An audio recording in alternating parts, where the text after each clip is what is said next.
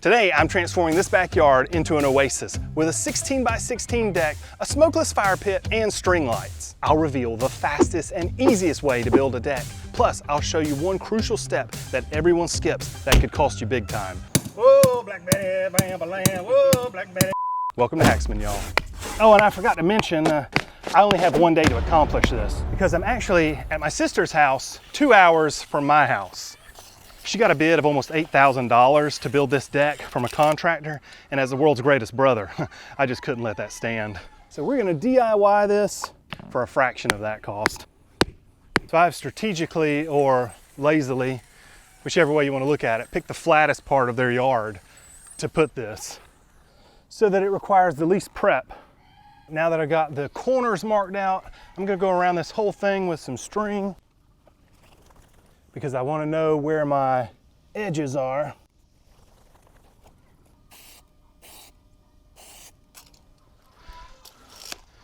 I'm marking out for the foundation now because we're gonna need to dig 4 trenches, and I need to mark out where each one of those trenches is gonna be.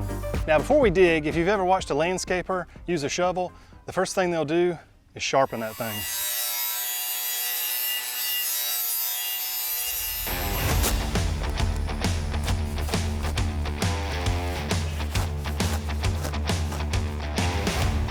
Now I don't have to go real deep right here. I'm really only wanting to go as deep as I need to. And I'm thinking that's probably 3 to 4 inches. Now you might be saying to yourself, Adam, normally when people get to this point, I've seen them use a sod cutter. That's true. Okay, I don't have a sod cutter. I do have niece and nephew power though, okay? So that's why we're gonna try to keep it simple by digging these trenches instead of digging up the whole thing. Adam, why? Why these trenches? Don't you just need to dig some holes for concrete? No, we're not using concrete. Concrete is for yesterday. Today is tough blocks, okay? And we're gonna put down a paver base, we're gonna get everything nice and level, and then we're gonna put these tough blocks down, and then these are gonna let us build a floating deck that is going to save us an enormous amount of time.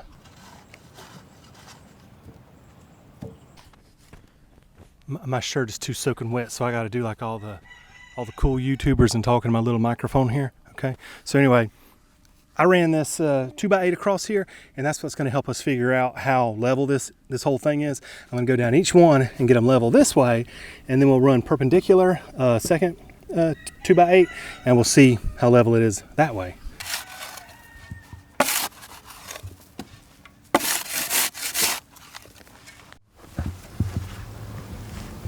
Hey, that's not bad. I have my little microphone up here. Now this is not actually how this is going to be. We're not setting this stuff directly on the ground. I'm just doing this because this is kind of an easy way to check for level over this way. I think I might start holding my mic like this from now on. No. No? No. Hey, let me show you something. Oh. Let me show you something real quick. You're going to show me. Hold on, yeah. Let me hold the camera. Let me hold the camera. Yeah. Oh no, I'm nasty. I'm nasty. I'm so sweaty. Kim has sunscreen up underneath her nose. It looks like Colombian booger sugar. Oh my goodness gracious. Come look at this bubble. Look at this bubble. Look at that bubble. My gosh. That's great, baby. My gosh. With our beautiful trenches dug, time to set the paver base.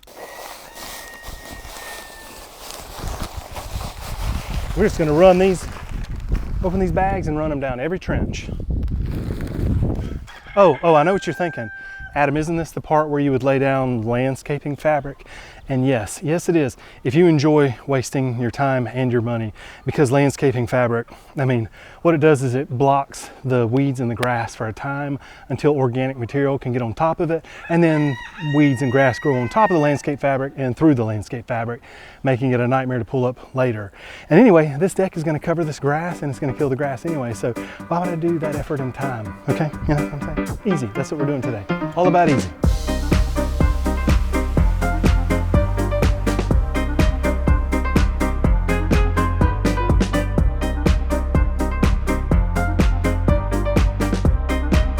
I'm just using this hand tamper to tamp down the paver base because we dug down about 3 inches for the trenches and we put about 2 inches of paver base in.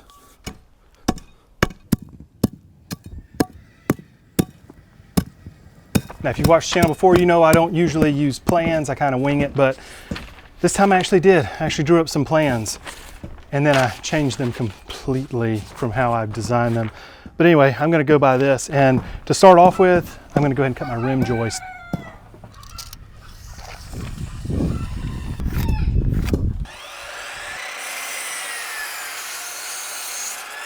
Now, to attach the joist hangers, a lot of times people will shoot the joists in with the nail gun on the ends and then go back and attach the joist hangers.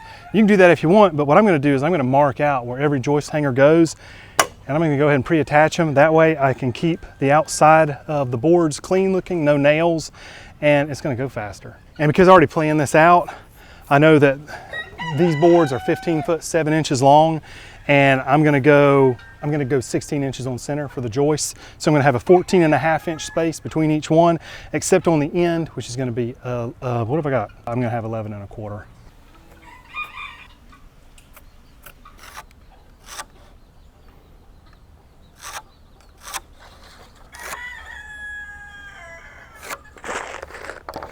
So normally whenever you're attaching a joist hanger, you know, your board's already gonna be there, and you're gonna use a hammer and nails, and you're gonna hammer these cleats down in, I guess you'd call it a cleat, down inside there to hold the joist in place, and then you'd hammer your nails into these holes here, but ain't nobody got time for that, okay? So I'm gonna use screws. Now, the reason you traditionally use nails is because nails, you know, screws are gonna break, nails are gonna bend, so they're gonna hold better because they are flexible. But these screws right here are specifically designed for this. The only thing I'll say, the only disadvantage to these versus nails is these things are kind of crazy expensive. I almost bought a nail gun and nails for a fastener nail gun for what these screws cost. So, you know, choose wisely. I'm going with screws. And then I just took some of my drop pieces and I just nailed these two pieces together, and I can come right here. So here's where I've marked out where I want to put a joist hanger, or I want to put a joist. So there I'll put a joist hanger there. So I'm just going to put that there, bring the joist hanger up from the bottom, line this side up.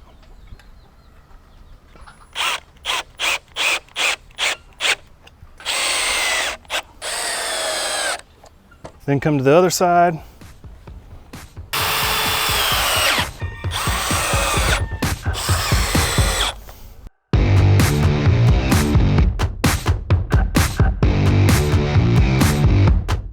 Okay, while they finish attaching all the joist hangers, I'm gonna start laying out these tough blocks. Now, these things weigh nothing. They are only 1.5 pounds each. They're made out of 100% recycled plastic. They're load rated to 1,700 pounds each and brake tested to 11,000 pounds each. Now, we aren't going anywhere near those limits today, but it's nice to know that it's there in case we do need it. And these are perfect for what we're doing because we want a ground level deck, because as you can see here, these are made to hold 2x material inside here, but you can also put 4x material in here if you want to. So if you want to build a raised deck, these are also perfect for you. These are also perfect if you want to build a shed or a playhouse or a wood path. And just like the grass below the deck, these aren't going to see the sun. But if they did see the sun, it would be totally fine because they're UV stabilized. And they're also moisture resistant, and they're designed to allow airflow. You can see here where they keeps the wood just up just a little bit. Tough blocks are lined up. I'm gonna go ahead and pull out my stakes because I went ahead and marked those corners. So I can get this out of the way, this string out of the way, so that we can start laying these boards down. All right. Yeah, if you just want to kind of go down the line and line those up on there. There we go. All right, let's get this in. Oh, and by the way, if you want to pick some Tough Blocks up for yourself, you can pick them up at your local Lowe's. And thanks to Tough Blocks for sponsoring today's video.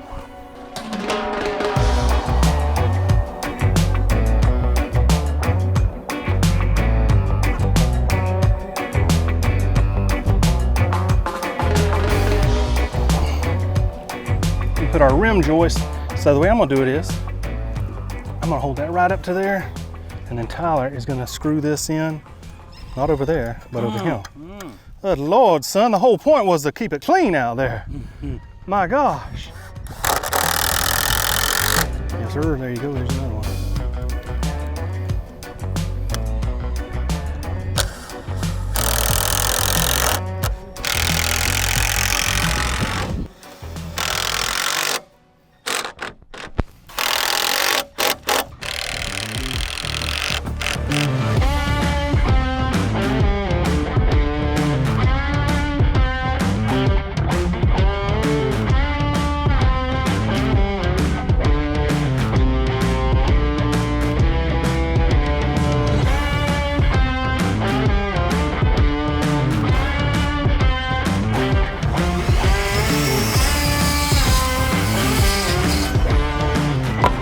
All right, before I put the other rim joist on, I'm gonna go ahead and put blocking in here. And I've gone ahead and cut all of these, and I'm just gonna put these in with the nail gun.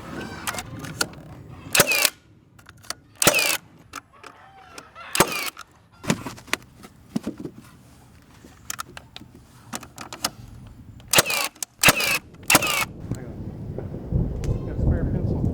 Sorry, Dad. The rain is coming. This does put a damper on things on my one-day build.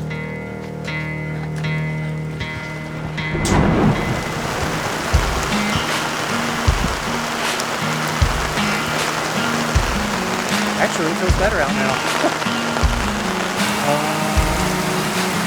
So around 4:15, we got a 17% chance. So the chance of rain is just going to get worse. So it should be cleared up in the next 3 hours. Yeah.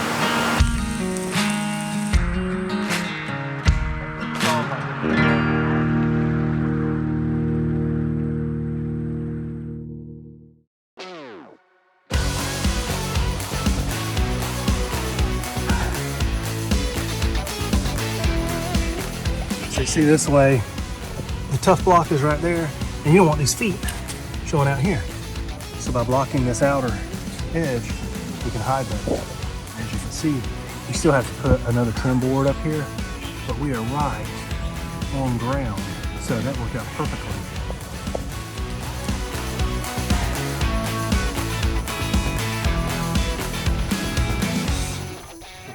Yeah! Yeah! Yeah! Yeah!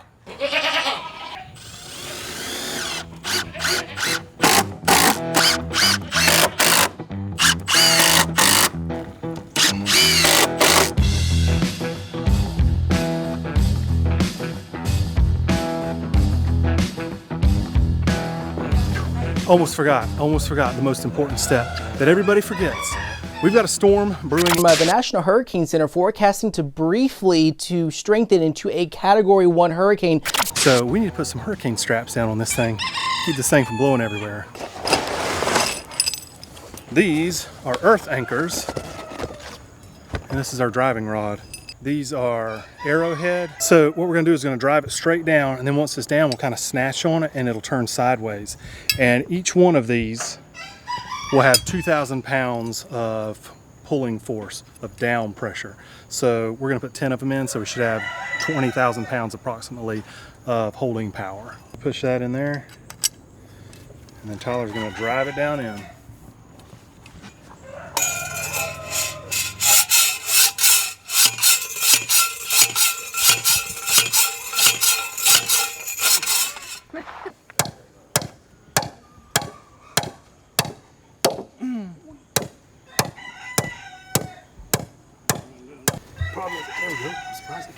I was about to say, it's up again there. There that is. I'm gonna drill a hole right here. 1/2 inch galvanized lag bolts. I'm gonna put a washer there. And I'm gonna run that through there, washer over here, nut right there. And then I'm gonna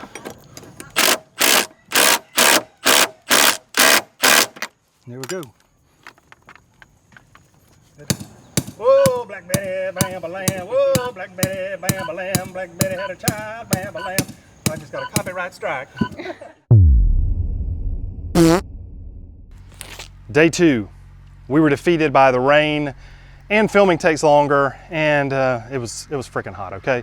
So now what we're gonna do is we're gonna put down this flashing tape, and this is one of those things where generally people use this when they're putting a composite deck board on top of a pressure treated frame, and we're putting pressure treated deck boards down. So I'm not really sure how necessary this is because the water is going to be touching wood no matter what, but anyway, it can't hurt. So we're gonna put this down, and what this does is it should normally keep water from pooling between the deck boards and the joist and you know, make the joist last longer.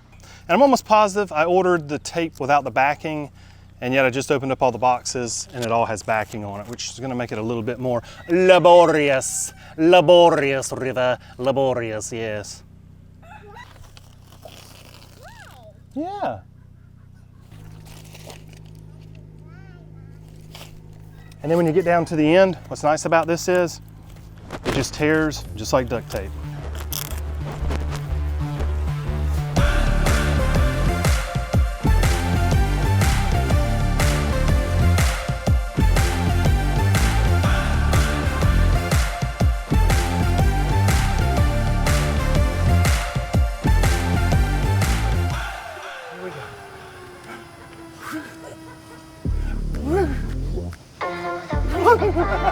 His eye let go of her, so she grabbed a hold of that time. She grabs her shirt. That's funny. You couldn't see their eyes.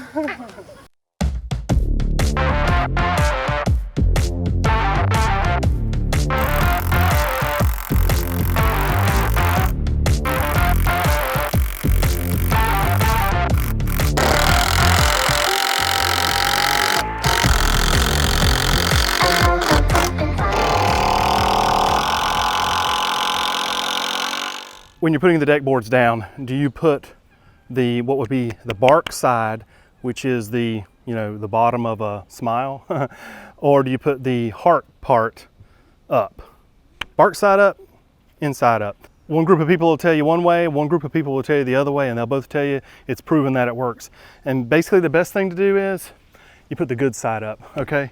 Because generally one side, this side right here, looks better than this side. Also, when it comes to spacing, some people are gonna say, oh, you didn't even space those boards. Yes, because these are pressure treated and they're still wet. As you can see, this is still wet. If you put wet deck boards right next to each other, when they dry, you're gonna have huge gaps. So we're not spacing them. They will space themselves.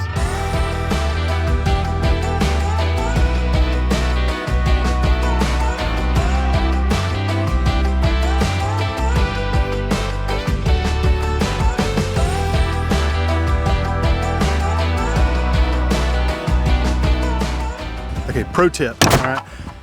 While we're putting these deck boards on, but before we finish, if you want to do like real contractors do, be sure to go ahead and throw any empty water bottles or Coke cans or trash up underneath the deck boards so that, you know, the next person will find them like 10 years from now. That's my pro tip for today.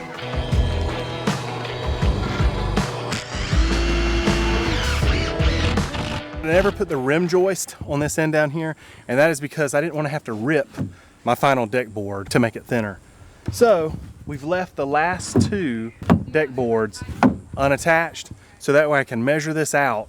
And I'm just gonna mark here on this joist where this deck board ends, then I'll deduct for the 1-inch overhang, and then I'll also deduct for the rim joist.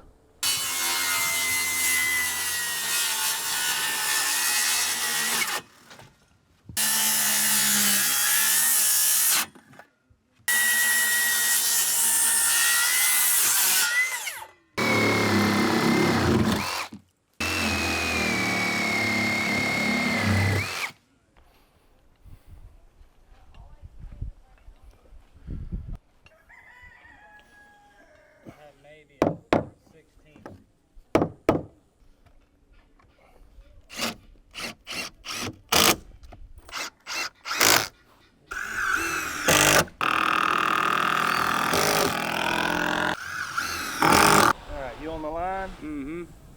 Go ahead.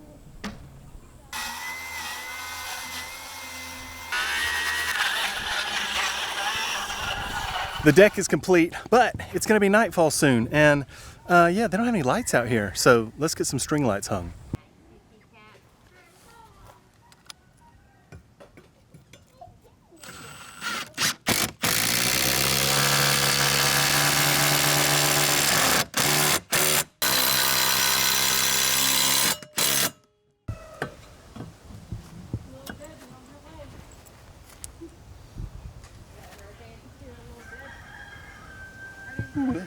This thing is tight.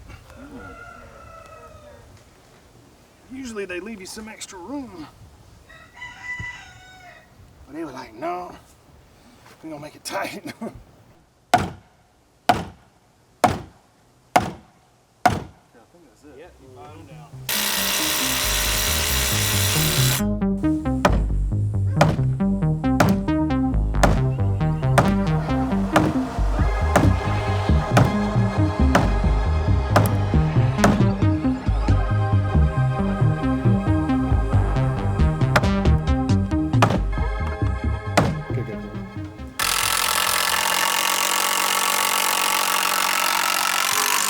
So I'm just using these eye bolts.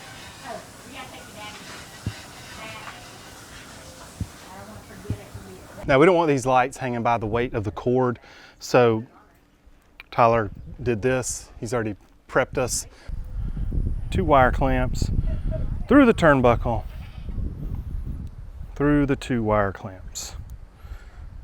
That ain't going nowhere. All right, I'm just gonna hook that on up there. That's pretty high up there. Oh, look at him. Electrician, he's got skills. You've done this before, sir. You've fished some wire before, haven't you? Look at that technique, sir. I would have never. Uh-oh. He might have made his hook. Oh, he did it. I thought you overestimated on your loop there, but. I'm gonna cut that excess off. There we go. UV resistant zip ties. Assistant.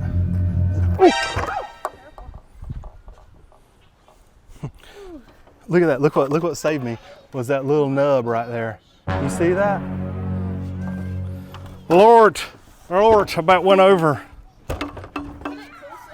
Did you get that on film, Kim? I'm not really sure. Oh my gosh, I nearly sacrificed myself for this deck and you didn't get it on video, even though you're holding the camera. I was moving around. Tyler, did you see that? I almost bit the big one.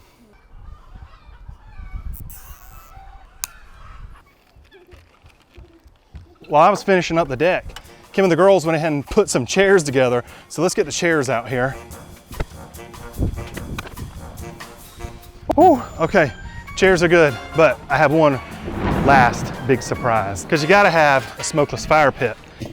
And yes, the guy who brought the DIY smokeless fire pit to YouTube bought a fire pit, because we didn't have time to build one. The price my sister got to build just this deck was almost $8,000. Here's my breakdown. Deck materials including foundation prep, $2,919.50. Lights, chairs, and fire pit, $1,167.78. Keeping my title as the world's greatest brother, priceless.